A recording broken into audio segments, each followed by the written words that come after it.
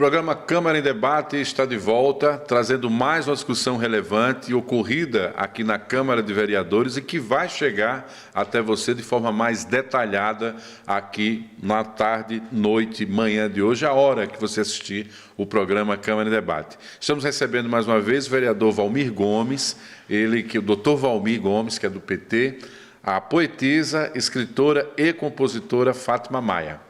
Eles participaram recentemente de uma audiência pública aqui na Câmara Municipal de Vereadores, onde discutiram um tema muito interessante, a possibilidade de que as escolas municipais de Maceió adotem livros produzidos pelos nossos escritores. E coube ao vereador Valmir Gomes levar essa batalha para o plenário, né, vereador? E, obviamente, conhecer um pouco essa realidade. O senhor foi provocado pelos artistas a, obviamente, articular essa discussão, mas, particularmente, é algo que o senhor já se envolvia, ou pelo menos se questionava também, de por que isso não ocorre, né? Quais os passos que ocorrem a partir de agora? Primeiro, agradecer, uma vez mais aqui, participando do Câmara em Debates, agradecer a você, Marcos, também agradecer aos companheiros que dão a dinâmica do programa, estão na retaguarda, né? E hoje um dia especial por estar ao lado desta brilhante escritora, poetisa, que, junto com outro poeta, Matheus, estiveram aqui na Câmara, conversando lá no nosso gabinete e trazendo essa discussão da literatura, né, popular, do trabalho que exercem aqui os escritores alagoanos. Isso nos sensibilizou muito e a gente, então, estamos aí com eles nessa discussão, né, que nós consideramos de extrema importância para a sociedade maceioense. O que é que mais lhe impressionou no debate público relativo a essa causa dos escritores, Valmir? O que nos deixou bastante feliz e, ao mesmo tempo, nos dá a força de trabalhar essa discussão, né, é que eles foram bastante felizes ao dizer que a literatura é uma arte, né, que é um instrumento de educação. Então, isso engrandece a todos os poetas e escritores, e é uma lacuna, né? Há um vazio na política municipal de educação aqui em Maceió, que não abraça essa causa, né? E então é por isso que nós estamos levantando essa discussão e apoiando o trabalho e a luta desses bravos escritores alagoanos. Fátima, você teve a oportunidade de, desde o ano de 1995, começar a despontar, né, apresentar para o mercado, para as pessoas, a sua produção artística, né, seja por meio da literatura, da poesia ou da música. E você faz um recorte no seu trabalho, que é o recorte de usar essa produção para a formação de crianças. E já teve a oportunidade de ver textos seus aproveitados em ambientes escolares, até na rede privada, até fora do estado de Alagoas, mas agora você está numa nova empreitada, que seria vê-los sendo discutidos dentro da rede municipal de ensino, junto com outros artistas, é claro, né? E o que é um empecilho para que isso ocorra ainda aqui em Maceió? Na realidade, nós temos discutido muito essa questão da acomodação do autor alagoano, porque houve um entendimento deles, né? Um entendimento individualista, né? Individual, de que cada um tinha que cuidar de si. E não existe comunidade que funcione dessa forma, não é? Então, já está dizendo o que é comum a todos, né? É o que alavanca qualquer sociedade. Então, quando o Matheus chegou com essa proposta, na realidade, eu até disse a você que meu primeiro livro foi lançado em 1995, mas eu cheguei em 1991 com uma música e, como eu tinha produção feita em casa para meus filhos, contando e recontando histórias para eles e fazendo a descrição do que estava ocorrendo no momento deles. E esses textos partiram para as escolas e minhas músicas também. Então, a gente cantando. Meu marido era, assim, grande fã do meu trabalho e meu alter ego, né? E aí, ele pegou uma música minha e escreveu no Festival Canta Nordeste. Foi em 91, 92, ficamos com a música no festival. E já nessa época, tivemos a oportunidade de apresentar o Quinteto Violado, que estava se apresentando, o trabalho infantil e o livro. Então, quando estava para sair o CD infantil, foi quando lançamos em 95. Mas meu trabalho como representante já de Alagoas, né, começou desde 91 no festival. E depois partiu para o Recifrevo, partiu para o MPB Sesc da Paraíba. E aí esses textos, eu tive a oportunidade, porque quando ele foi indicado, veja só como eu fui feliz, né? Porque esses textos pularam os muros da minha casa e foram para as escolas. Aí, simplesmente, as professoras, né, xerocavam, mimeografavam na época, tudo e distribuía com a meninada. Por conta própria, sem nenhum movimento organizado. Sem nada. Então, me surpreendeu. E eu era muito tímida na época, né? E fui chamada várias vezes para dar entrevista na rádio. E imagina que eu morria de medo, né? Do microfone, queria não falar. E eu tinha medo de me enrolar toda naquilo. E daí as pessoas foram levando de uma forma que para mim era um entretenimento, era uma forma de educar, de criar, de fortalecer, de levar conhecimento, mas eu não ligava isso à necessidade da escola de ter esse trabalho que desenvolvesse com os alunos. De poder ter um olhar pedagógico. Pedagógico. E aí, para mim, foi uma surpresa. Porque, então, quando eles começaram a me perguntar em que eu me inspirava, né?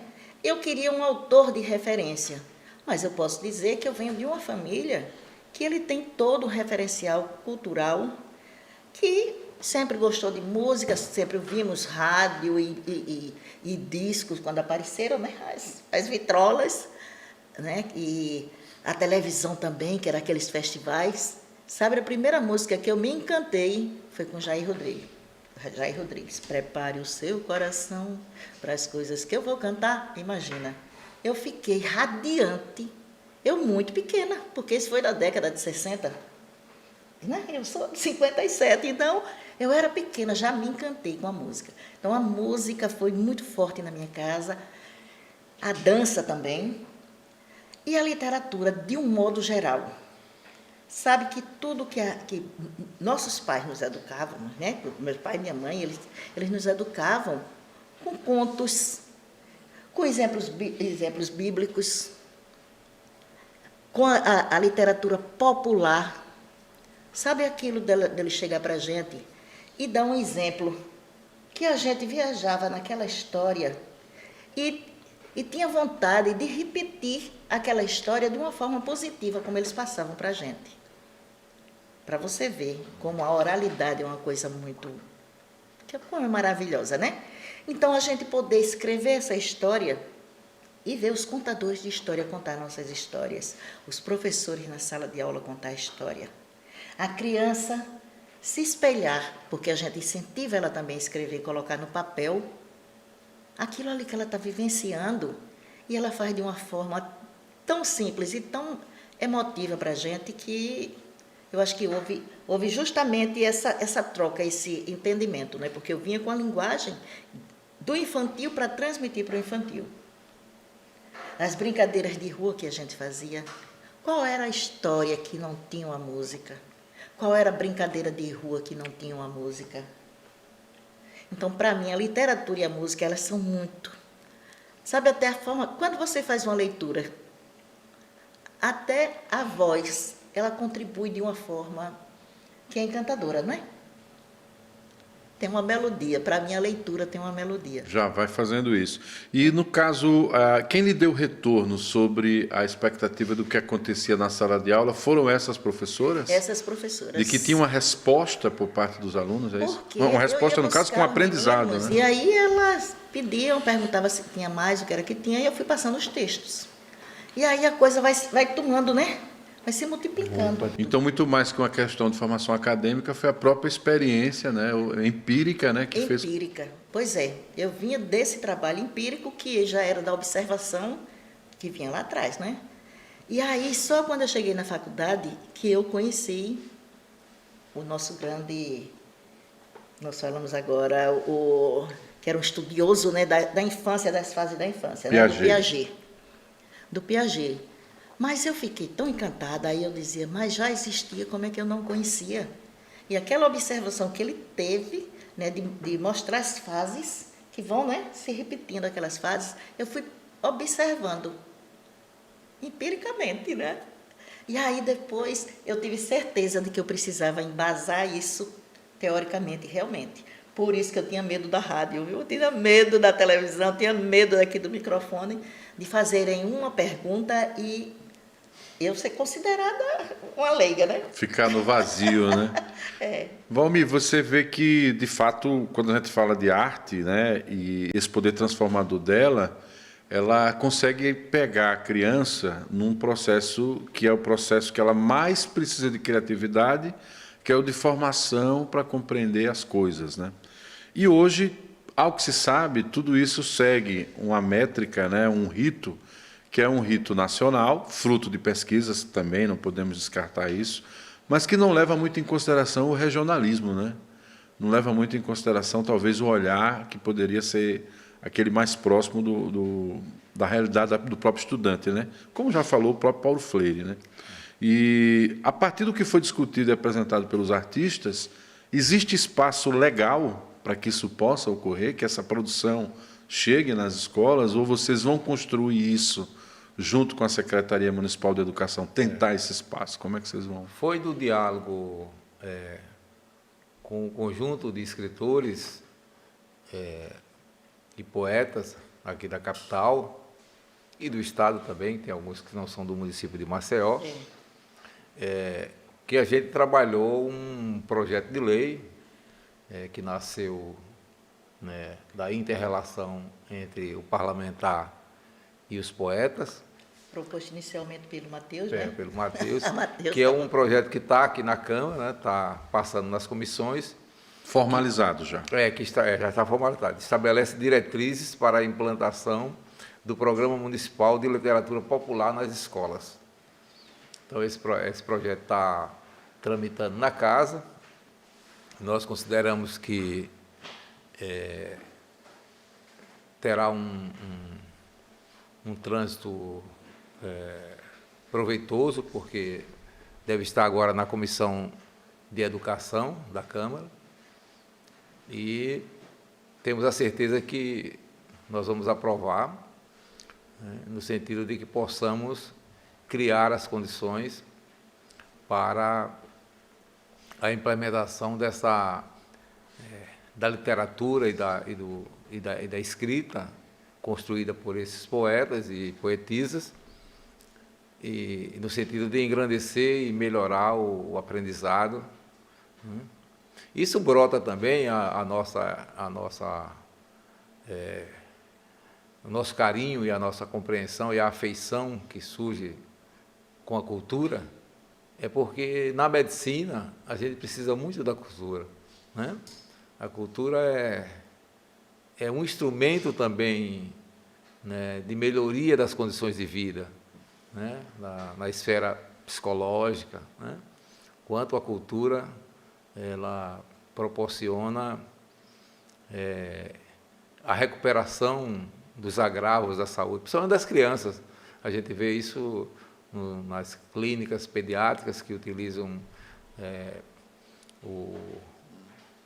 a cultura como uma forma de propiciar... A própria música, né? A música e a leitura como forma terapêutica, né? né?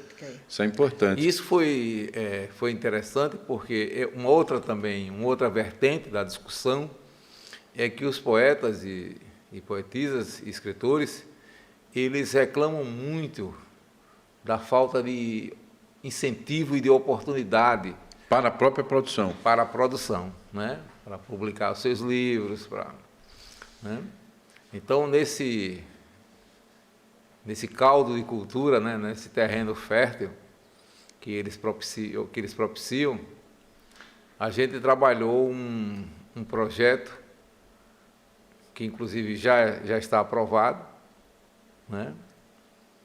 Foi, inclusive, promulgado pelo presidente Galba Neto, que é um projeto que nós vamos buscar essa experiência no Recife, que traz o incentivo à cultura, né? Cria o Fundo Municipal de Cultura, cria a figura do mecenato, que é uma relação que ele pode, por exemplo, o poeta ou a poetisa, a Fátima, por exemplo, pode buscar numa empresa uma ajuda e essa empresa recebe os incentivos da prefeitura, né, através de o isenções. antigo se tornando novo, né? O mecenato. Já é antigo, né? Mas a gente foi buscar essa experiência, que inclusive está caminhando, inclusive numa discussão que tivemos agora com o Dr. Kleber, que é secretário municipal de Cultura, já tinha uma lei já aprovada e a gente está fazendo uma junção das duas leis para que o prefeito possa dar andamento, né? Existe um termo... Sancionar. Não, regulamentar, né? Ah, sim, criar o formato final. Criar né? o formato final. Né?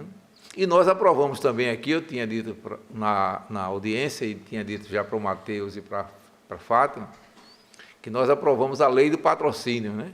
Que é também um espaço que já está aprovado, já está regulamentado, os escritores, os poetas, podem buscar os recursos que necessitam dentro dessa lei, dependendo dos critérios que são estabelecidos. Então, acho que é isso aí. Há uma construção que pode viabilizar politicamente e tecnicamente a adoção dessa produção. Fátima, e agora, naturalmente, se for ter esse debate com a inclusão da produção literária local dentro da formação das escolas, deverão ser escolhidas algumas obras, não é? Pelo menos deve ter alguns parâmetros para isso. O mesmo parâmetro que é utilizado nacionalmente. Não é? Porque existem os estudiosos que vão ler e indicar, eles fazem a seleção desse livro. Tem a questão da produção, mas eu, mais uma vez, vou fazer até a propaganda da Coca-Cola aqui, que não é propaganda. Sem propaganda não vende. Não é? Antes, quando ela estava sozinha, tinha que fazer propaganda. E hoje, que tem números, tem que fazer propaganda. Você imagina, mesmo a Fátima Maia lança um livro e tem uma coisa nossa que nós estamos aprendendo agora, de um tempo para cá, que é a questão de gestão. Porque não existia. Um médico, ele não queria gerir sua própria vida. Ele esperava que o paciente viesse por indicação. E você, que é professor, né, Marcos? Professor aí de publicidade. Jornalismo, né? E numa turma também de publicidade, que faz a parte de jornalismo, que você lida com tudo isso. Conteúdo. Você sabe a importância. Verdade. Porque, como eu estou dizendo a vocês, se a pessoa vai para uma TV de audiência nacional, ela é ouvida. Se ela é de audiência local, ela pode chegar, que normalmente começa-se a fazer, né, a zoada dentro daqui da cidade, e depois ele vai estourar lá fora, que alguém ouviu, levou, tal, né? Mas ele tem que sair. E aí, quando a gente faz uma produção, se você não conseguir vender, aquilo ali é um dinheiro perdido. Por quê? Porque a gente não tem como fazer propaganda. E aí ainda existe uma história assim, que quanto mais, menos, e quanto menos, mais. Quanto menos livro, mais caro. Quanto mais livros, mais barato se torna. Só que esse valor, ele se torna impossível. Eu me lembro que eu estava fazendo a distribuição de um livro para a escola e eram 70 livros e eu só tinha 40. Por conta própria. Tudo você fazendo por conta própria. Não, isso aí já através da Beabá, né, que faz a distribuição dos meus livros e tal. E aí está faltando. Quando eu fui procurar, que abri a caixa, estava mofado uns livros. Então eu fui na gráfica para saber quanto seria. Só aquela quantidade? Não, aí ele nem fazia aquela quantidade. Se fosse 100, certo? Cada livro estava sendo vendido na escola a R$ 45, eu tinha um percentual de 20% para a livraria. Quando eu mandei fazer, para fazer 100, ficaria por R$ 75. A escola já tinha adotado meu livro. E já tinha negociado um valor. Já tinha negociado um valor. E eu botei a mão na cabeça. Por quê?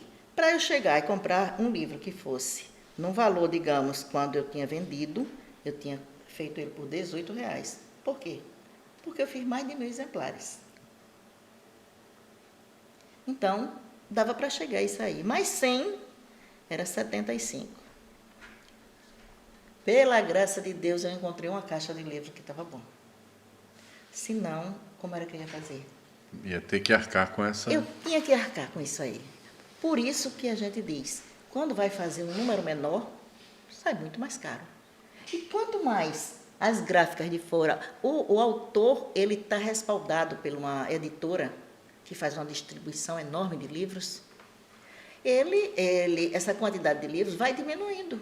No caso, se for ter a realidade prática, olhando para o futuro, da adoção de um material que seja de produção local, ele vai ser submetido a uma editora e essa editora negocia com a própria secretaria, é isso? E é uma coisa que, repassa o que é do muito autor. interessante, é que as editoras vão poder fazer uma seleção para apresentar para que os livros dela sejam adotados. Então, são duas frentes. A frente técnica da secretaria pedagógica e, posteriormente, a técnica das empresas. Das empresas que vão oferecer os livros. Porque, quando nós fazemos um livro, a editora ela vai saber se vale a pena fazer. Discutir ilustração, discutir... Porque, se ela tiver que distribuir, tem que ter todo um critério dela, de avaliação. Porque, na realidade... qualquer um de nós podemos fazer. A gente vai na gráfica, se tiver o dinheiro, paga e distribui. Então, depois de superar dessa etapa política, tem que ter essa etapa acadêmica aí, né? Essa etapa... e negocial. Assim, eu já venho questionando isso, porque como eu tenho livros adotados em várias escolas particulares e distribuídos em vários estados do Brasil, porque eu tive a oportunidade de participar de uma Bienal no Rio de Janeiro. E olhe... que depois o pessoal ficou ligando, inclusive para o Quinteto Violado, para Recife, para comprar os livros. E ele dizia, é a Fátima Maia em Alagoas, e me dava o meu contato. Telefone. Então, eu tive a oportunidade de distribuir para várias partes do Brasil. E por onde eu passava, também eu ia fazendo essa distribuição. Então, teve muitas escolas aqui em Alagoas, em Pernambuco, em João Pessoa, em Sergipe. E me surpreendia, porque eu dizia, como é que chegou essa pessoa, né? E nessa época também, um cantor aqui muito conhecido, né, que é o Ibis Maceió, né, que ele foi um grande representante, participou de várias bienais, levando não só a música, mas também livros de vários artistas daqui, e ele conseguiu vender em várias bienais. Isso aqui é uma... né? Tá vendo, Valmir? Existe um movimento paralelo, né, que você nem sabia que existia. Pois né? Então, como é que esse livro ele chega na mão dos alunos da escola particular e não chega na mão dos estudantes da escola pública? E se você já tem a certeza de que deu certo, né? Que deu certo para mim e com vários outros aí, porque eu tenho autores que assim são adotados em vários. A Svânia Marques é uma, né, que ela foi minha professora. Pois é. Então, no cursinho. A Svânia fez até... professora de português. Ela fez de até Palmeira uma dos Índios, negociação e ela distribuiu uma época na escola, não 10 escolas, né? Porque não foram para todas as escolas, porque na hora que o livro vem para a mão da criança, é diferente de você chegar e dizer, está na biblioteca. Então, como é que nós podemos viver da nossa produção se a gente não consegue vender o livro? Né? Tem que ter todo um critério de logística da produção até chegar na mão do estudante. Exatamente. Então, isso vai continuar a acontecer, porque eu tenho várias amigas que trabalhavam na CEMED e os livros vêm para elas selecionarem. Então, vai continuar dessa mesma forma. Pode ser até que o meu livro não chegue lá, né? Então, mas tem um livro dos artistas alagoanos que são sensacionais e adotados. Valmir, você teve conhecimento nesse processo de diálogo com os artistas, ou até de pesquisa, né, por meio da sua equipe? se esse modelo de adoção de livros, né, da produção local já existe no Brasil, em algum município, que pudesse servir de referência, porque, pelo que eu estou entendendo, tem que ser o processo político da casa, posteriormente o diálogo com a própria secretária, né, e, posteriormente, a equipe técnica, né, da CEMED. Né? Não, a gente não tem esse conhecimento dessa aplicabilidade em outros municípios. Né? Sim. A Fátima já lhe salvou. A Fátima me salvou aqui. Com a pesca, né? Fez uma pesca. Até porque ele ressaltou na audiência. Né? Não precisa ser nem uma grande capital. É São Luís do Quitunde. Aqui? Já tem esse modelo. Eles implementaram nas escolas, né, na política municipal de cultura, de educação lá, a introdução dos livros dos poetas alagoanos na literatura, nas aulas lá das escolas municipais de São Luís do Quitunde. O município saiu primeiro. Obrigado. Obrigado, Fábio, pela correção. Mas o que é que ocorre? Existe uma lacuna, né? Por exemplo, o plano municipal de educação encontra-se desatualizado. Né? Então, acho que é um momento nesse processo de atualização, a gente inserir, né, a literatura dos poetas alagoanos, poetas da terra, dentro do currículo escolar do município de Maceió. E aí até dizer que, Fátima, já ia até comunicar a você e ao Matheus, na última terça-feira desse mês, eu acho que é dia 30, não sei, a gente já tem agendado uma reunião com a secretária Jó Pereira. Olha. E nós vamos levar os colegas poetas para essa discussão, para que eles tenham uma melhor clareza para expor para a secretária. Você vai funcionar como mediador. Nós seremos um simples mediador, um humilde mediador, né? E a gente sempre teve um carinho e